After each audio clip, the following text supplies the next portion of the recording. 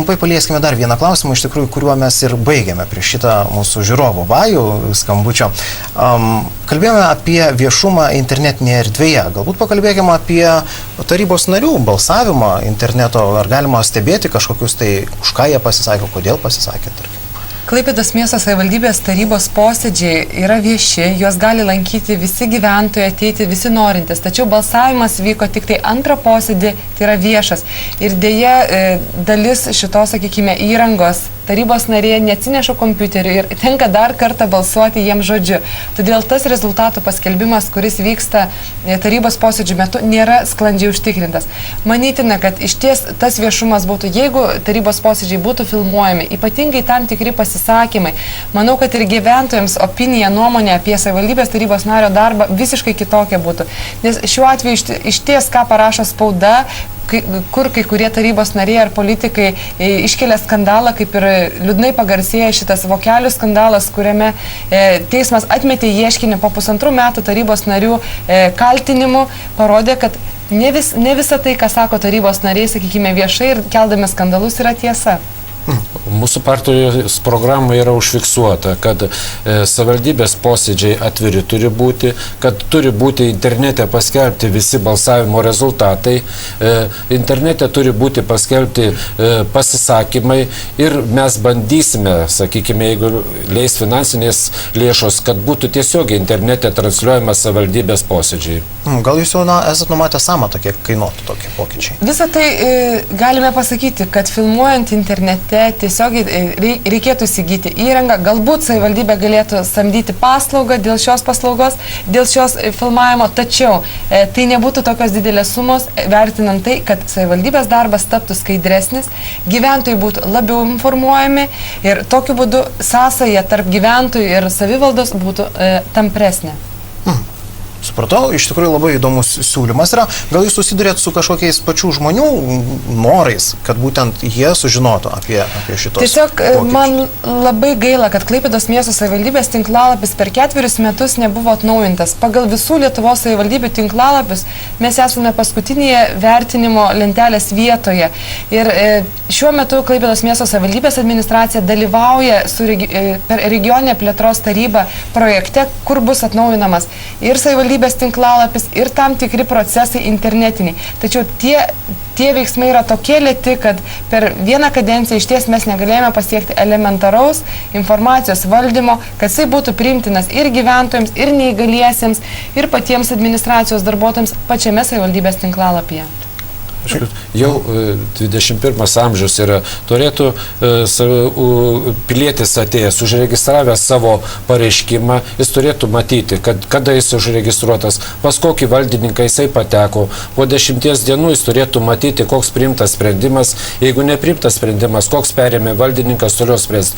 Nuo pradinio pareiškimo padavimo iki galutinio sprendimo pilietis galėtų laisvai matyti savo pareiškimo judėjimą. Kontroliuoti tiesiog. Kontroliuoti tiesiog. Ir jau tą galima daryti, tik tai reikia dėti šiek tiek pastangų. Dėkui Jums, mes keliaujam į reklamą.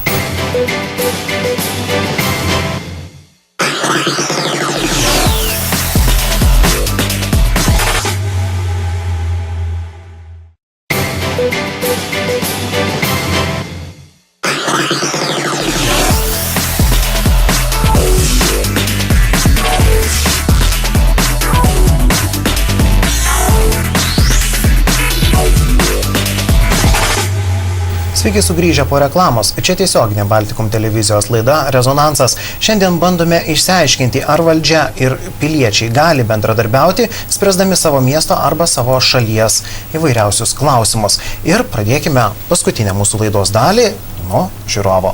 Labas vakaras. Alius. Labas vakaras. Taip, klausom Jūsų. Labą vakarą. Labas.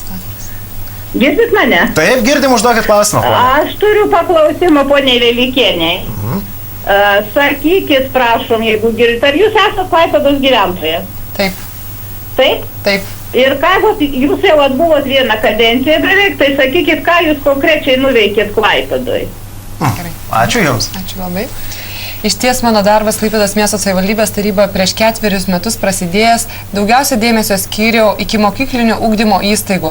Kaip keletas pavyzdžių pasakyčiau, iškėliau klausimą dėl pienas vaikams programos, kur Klaipėdos miesto nei viena švietimo ir iki mokyklinio ugdymo įstaiga nedalyvauja šitoje programoje, kur mūsų vaikai galėtų kiekvieną dieną gauti po pieno, jogurto, varškės produktą. Taip pat šita pati programa buvo vaisiai vaikams. Taip pat kėliau diskusijas dėl ekologinio produktų tiekimo į švietimo įstaigas ir diskusijose analizavome, kokios yra galimybės remiant, tai yra ūkininkus iš Klaipėdos regiono, galbūt iš visos Lietuvos tiekti produktus ir kad mūsų vaikai augtų sveiki ir tokiu būdu mes galėtumėm, organizuojant pirkimus, remti patį Lietuvos žemės ūkį. Taip pat kalbant apie strateginį veiklos planavimą, jau dirbant finansų ekonomikos komitete, daug dėmesio skyriau pinigų viešumui, tai yra tam tikrų programų atsisakymui, efektyvinimui, administracijos aparato mažinimui, dvigubų, sakykime, procedūrų vengimų, tai, kas vyksta administracijoje. Labai apgailestaudama galėčiau pasakyti, kad Klaipėdos miesto savivaldybė dalyvaudama bendrojo vertinimo modelyje, tai yra patys darbuotojai vertino procedūras, kurios ilgina procesą, tai yra gyventojų aptarnavimą. Iš 59 procedūrų nei vienos pastabos nepriėmė pati Klaipėdos miesto savivaldybės administracija, nors dirbant tai buvo labai įdomu. Kita vertus, liberalų sąjūdis visada pasisakė prieš šiukšlių deginimą, prieš pačiame centre, kalbant cheminę plėtrą, kalbant apie tai, kad mes kalbėjome už žaliuosius plotus, kalbant apie tai, kad liberalų sąjūdis iš ties yra už žalę ir ekologiją pačiame mieste. Dar vienas pašnekovas, ko gero jau paskutinis šį vakarą. Labą vakarą. Labas vakaras. Kuo vardu? Stasys, bendrijos pirmininkas, Šilaukininkų 9-11 ir Vyturių 6. Pas mus yra 3 aukščiai. Noriu sužinoti vieną tokį dalyką. Mes išvežam, mūsų konteineriai šiukšlių išvežimo yra uždaros šachtos. Dabar sakykit, mums bus dar nėra, aišku, šiais metais pateiktos kainos už šiukšlių išvežimą. Kaip ar mes galim sužinoti, kiek kubų kaina kainuoja, nes kadangi mes žinom, kiek per mėnesį mums konteineriai išvežama. Supratom, ačiū. Tiesiog tą informaciją jums turėtų pateikti Klaipėdos regiono atliekų tvarkymo centro administracija ir šiandieną aš negalėčiau sakyti, kiek kainuoja 1 kubo išvežimo kaina pagal faktą. Vėl mes prie viešumo. Turėtų būti paskelbtas savivaldybės tinklalapyje šiukšlių išvežimo grafikai, automobilio atvažiavimo grafikai, kainos ir kad gyventojų nereikėtų čia per televizijos laidas klausinėtis, užeina į internetą ir mato ir išsprendžia visas problemas. Na ir klausytojai prieš tai skambinosi mums, norėjo jūsų ataskaitos, ką jūs nuveikėte, o toks klausimas, iš tikrųjų daug žada, daug rinkėjai, kandidatai tiksliau, daug žada ir po to galbūt ne viską išpildo, tačiau žmonės patys jau tenka jam patiems sekti, ką jie išpildė, ar išpildė ir po to skambinti mums į rezonansą ir šitaip klausti. Gal galėtumėt kažką atsakyti, ką jūs žadat? Ir ar išpildysit? Ir ar atduosit ataskaitą galų gale kažkokią? Gal truputėlį pasakyti tai, kad Lietuvos Respublikos liberalų sąjūdis nevaldė miesto šios 4 metus. Už tai, sakykime, daugiau čia rūpesčių savo naštą turėtų prisimti ir Tvarkos teisingumo partija, ir Darbo partija, ir Liberalų centro sąjunga, taip pat socialdemokratai. Sakykime, socialdemokratų administracijos direktorius, tai tas žmogus, kuris valdo visas savivaldybę, sakykime, sistemą. Todėl, eidami mes į rinkimus, mes tikimės permainų ir galvojame, kad miestiečiams galbūt ir neblogai, jeigu liberalai sugrįžtų vėl valdyti miestą. Bet aš taip atsakymą ir neišgirdau iš tikrųjų savo klausimą. Tiesiog tarybos, visi gyventojai gali vertinti kiekvieno tarybos nario veiklą, tai yra jo pateikiamoje veiklos ataskaitoje. Deja, šita informacija yra teikiama tik tai savivaldybės tinklalapyje, tačiau manau visi, kurie norėtų ar bibliotekoje, ar kitoje viešoje erdvėje galėtų pasižiūrėti. Kai kurių tarybos narių veiklos ataskaitos iš ties yra tokios preliminarios arba kaip vertinti labai abstrakčios.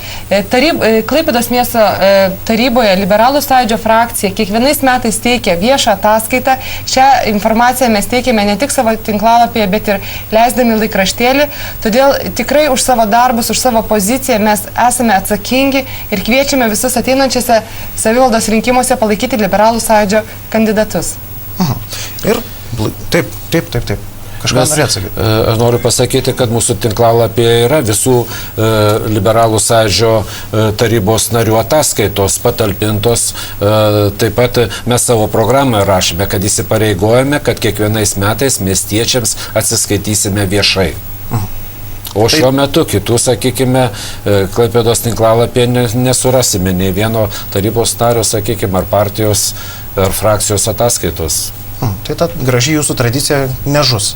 Žadat, kad nežus. Mes iš ties kalbam už viešumą, kalbame už atvirumą, pirmiausia su gyventojais, su administracija pačia ir tais principais, kurie iš tikrųjų tos yra blogybės, jos ateina iš apačios ir patys gyventojai keldami šitos klausimus per vietos savivaldos politikus gali pasiekti rezultatų, gražiai bendradarbiaujant verslas, savivalda, mokslas ir patys gyventojai.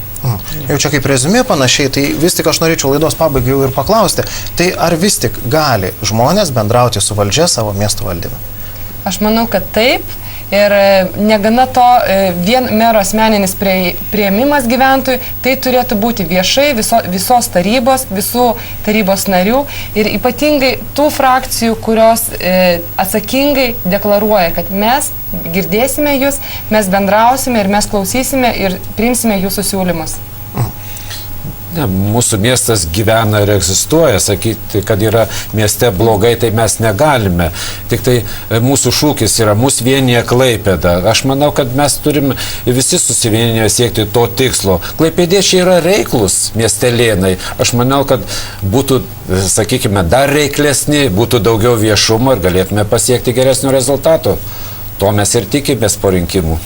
Štai žinokit, nenorėčiau niekur kitur gyventi išskyrus Klaipėdos, iš tikrųjų, jeigu kalbant apie mane. Mūsų laida jau visiškai priartėjo prie pabaigos, aš norėčiau priminti visiems mūsų žiūrovams, jog šiandieną bandėme išsiaiškinti, ar valdžia ir miesto žmonės gali bendradarbiauti savo miesto, žinoma, ir savo šalies valdyme. Šiandien mūsų svečiuose viešėjo Klaipėdos miesto savivaldybės tarybos narė Alina Velikienė. Ačiū Jums labai. Ačiū. Ir taipogi Lietuvos Respublikos liberalų sąjūdžio kandidatas rinkimuose į Klaipėdos miesto savivaldybės tarybą Algirdas Kruplys. Ačiū Jums labai. Ačiū. Šiandien tiek. Įsijunkite mus kitą trečiadienį. Sudie.